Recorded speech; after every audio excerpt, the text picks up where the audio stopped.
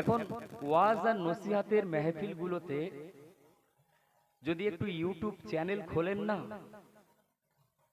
YouTube channel খুললে শুধু লেখা উঠছে ধোলাই চলছে। কি চলছে? ধোলাই চলছে। আবার গণধোলাইও চলছে। মানে একজন বক্তা আর একজন বক্তাকে ঝাড়ছে। আচ্ছা ভাই, এই জায়গাটা যেটা এসছি, এটা কি ব্যক্তিগত আক্রমণ করার জায়গা? আমার যদি ব্যক্তিগত আক্রমণ করতে হয়, আমি ইউটিউবে লাইভ করতে পারি বা ভিডিও পোস্ট করতে পারি। এই জায়গায় বসে যে সময়টা আপনাদের দুটো ভালো কথা বলার দরকার ছিল বা কোরআন হাদিসের কথা বলার দরকার ছিল, সেই সময়টা একে অপরের ব্যক্তিগত আক্রমণ সেগুলো হচ্ছে।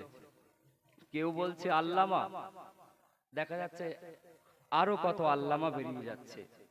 কেউ বলছে আমিরুশ শরিয়াত, কেউ বলছে আমিরে শয়তান। আর পীর, পীরে তো ভাই ছড়াছড়ি। পীরের একটা যেন মেলা লেগে গেছে। মুর্শিদ কেবলার মেলা লেগে গেছে। এখন পীর, পীর মানে কি জানেন? এই আপনারা যারা বসে আছেন বয়োজ্যেষ্ঠ মানুষ, এরপরে মুফতি সাহেব আসলে জিজ্ঞেস করবেন, এই আপনারাও কিন্তু পীর। আমার কথাটা বোঝা যাচ্ছে?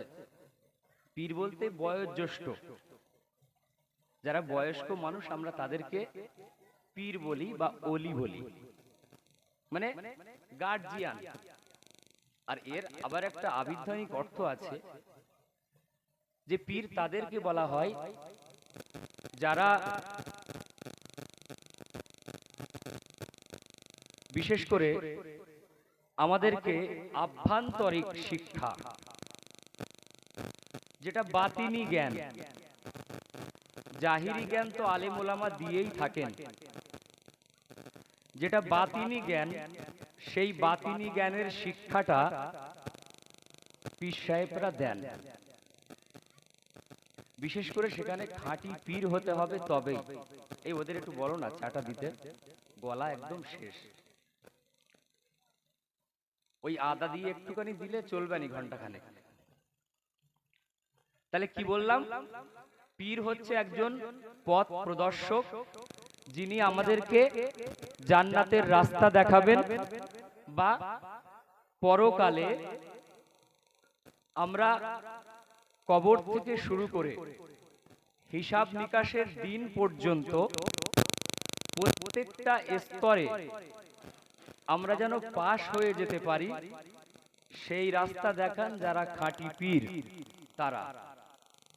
আর সেই খাঁটি পীর যদি আমরা বলি, তো খাঁটি পীর ছিলেন ফুরফুরা শরীফের আমিরুশ শরিয়াত দাদা হুজুর পীর কেবলা রহমাতুল্লাহ আলাইহি। জোরে বলুন। খাঁটি পীর ছিলেন বসিরহাটের আল্লামা রহমাতুল্লাহ আলাইহি। একবার জোরে বলুন না সুবহানাল্লাহ।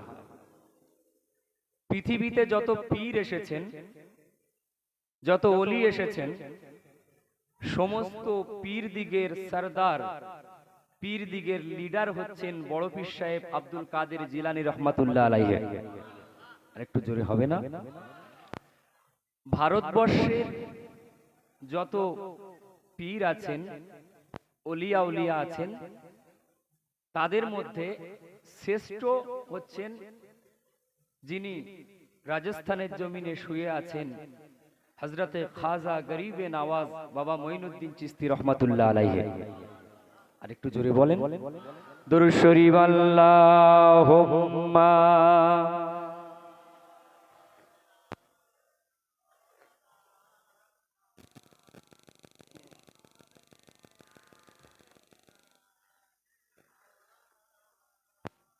কলেমা লা ইলাহা।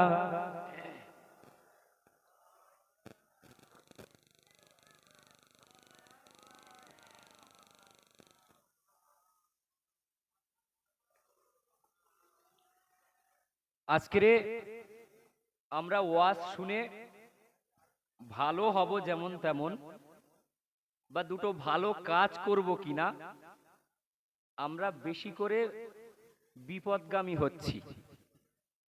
সুদ দিচ্ছি না বলে অসুবিধা নেই তো, বিপদগামী হচ্ছি। আমি বিগত কাল দেখছিলাম বাংলাদেশের একজন বক্তা হজরতে আলী রাদিয়াল্লাহু তাআলা আনহুর শানে বলছেন, আগে নাউজুবিল্লাহ পড়ে নেন, বলছে বিশ্বনবীর জামাতা মদ খেয়ে নামাজ পড়াতে যেয়ে সূরায়ে কাফিরুন পড়তে গিয়ে ভুল পড়েছে। নাউজুবিল্লাহ পড়েন। এই কথা কেউ বলা যায়?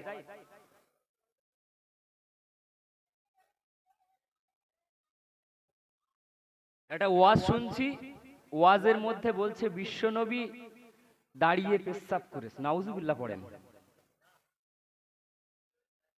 ঈমান যাবে না থাকবে? দাদা হুজুর বলেছিল এসব ওয়াজ?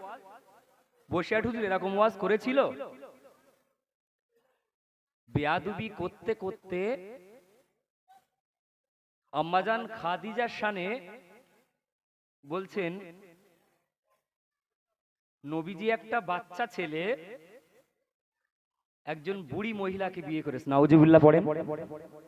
আমি নামটা বলছি না, আপনারা ইউটিউব চ্যানেল খুললে পেয়ে যাবেন, আর যদি না পান লিংক পাঠিয়ে দেবো, দেখে নেবেন।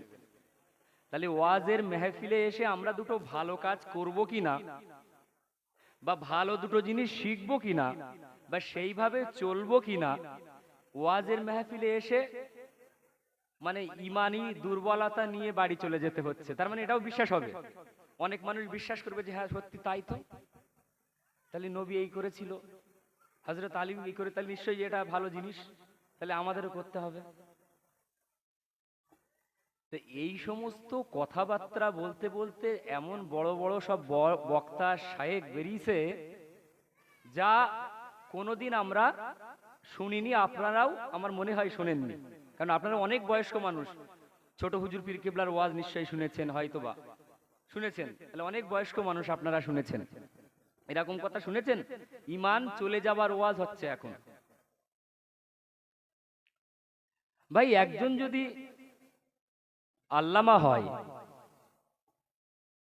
5 জন যদি আল্লামা হয়, 50 জন যদি আল্লামা হয়, মুসলমান সমাজের কি কোনো ক্ষতি আছে? এদের এ মাথায় ঢুকছে না, ঘুণ পোকা লেগে গেছে। আমি তো গভর্নমেন্টের সঙ্গে কাজ করি, মরবে সব। দেখছেন না এনআরসি পাশ হয়ে আছে, এবার জমি জায়গাগুলো নিচ্ছে, মসজিদের জায়গা নেবে। ওয়াকফ বিল নাম শুনছেন না? মাথা এদের গেছে। কিসের জন্য গেছে? টাকা চেয়ে নেওয়া আর টাকা না চেয়ে নেওয়া নিয়ে। আচ্ছা ভাই, আমি একটা, আমার মাথায় ঢোকে না, ধরুন কথার কথা যুক্তি, আমি যদিও চেয়ে টেয়ে নিই না, ধরুন আমি 10,000 টাকা চেয়ে নিই, জাস্ট যুক্তির খাতিরে বললাম। উনি একজন বক্তা, উনি চেয়ে নেন না, তাই তো? তো এই দুই বক্তা স্টেজে এই পাকামোগিরি না করে দুজনা বসে ঠিক করে নিতে পারে না?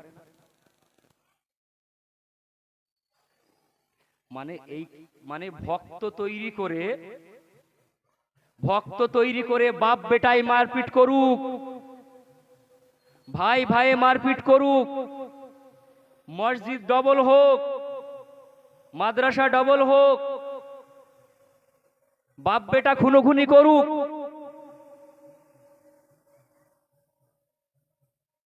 আপনি অবাক হবেন। বক্তাদের দরকার ছিল জান্নাতের রাস্তা দেখানো, আর এখন হচ্ছে অমুক ফুরফুরা আর অমুক অমুক। আমি চেষ্টা করেছিলাম যে এই বক্তাগুলোকে এক জায়গায় নিয়ে এসে অন্তত একটা সিদ্ধান্তে আসার, কেউ আসেনি। আমি বলেছিলাম 1 লাখ 2 লাখ যা খরচ হবে আমি দেবো, এক জায়গায় বসে মিটিয়ে নে, নিজেদের মধ্যে ভাই ভাই এইভাবে গন্ডগোল না পাকিয়ে।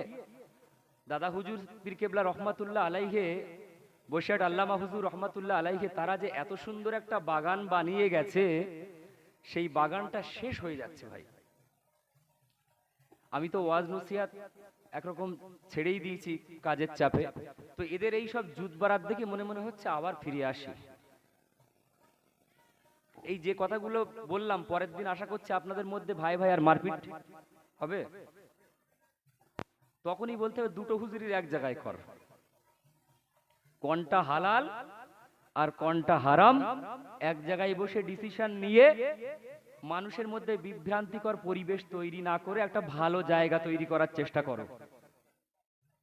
আজকে আমি অবাক হই, নবীজির চরিত্র এত সুন্দর, তাকে দেখে আমরা যে শিক্ষাগুলো নেব সেটা কেউ আমরা নিই না। জলসার মেহফিলে উঠলেই একে অপরের প্রতি শুধু কাটি মারামারি। মানুষ ভালো হবে কি? চাচা যান ফুরফুরা ভালোবাসে, চাচান বলছে আরে বাপরে বাপ, যা দেশে না আজকে রে, ডাক্তার নিজামুদ্দিন সাহেব এসে আজকে অমুকদের তুলোধনাই করেছে। কথাটা বুঝতে পারছেন তো? আর একদল আরেকজনদের পছন্দ করে, বলছে এই এই অমুক বক্তা এসে না একদম গণধোলাই চালিয়ে দিয়েছে। তার মানে কি? দুজনা চার দোকানে বসে প্রায় মারপিটের লাইন। আপনারা দাওয়াত করে নিয়ে আসছেন যত্ন করে, মোটা অঙ্কের টাকা পয়সা নিয়ে খুশি করে দেন, আর যেভাবে দেন নিয়ে বাড়ি যাচ্ছে। আর অশান্তি করছে কারা? গ্রামের মানুষ। চার দোকানে বসলে এ ওর মুখ দেখতে আর পাচ্ছে না। কেন? একে অপরের প্রতি একটা যে গিবত গিল্লা করতে করতে এমন জায়গা চলে এসছে, বাপ একটা দল করে, ছেলে আর একটা করে, এই ভাই আরেকটা করে, ওই ভাই আর একটা করে।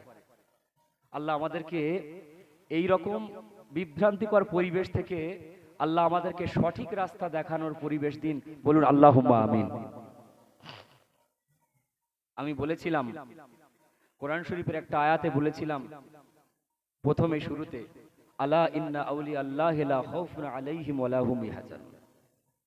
আল্লাহ বলছে যারা আমার বন্ধু হয়, যারা আমার প্রিয় হয়, তাদের ইহকালেও কোনো ভয় নাই, পরকালেও তাদের কোনো ভয় নাই। এখন আমরা তাদেরকে মানি কেন?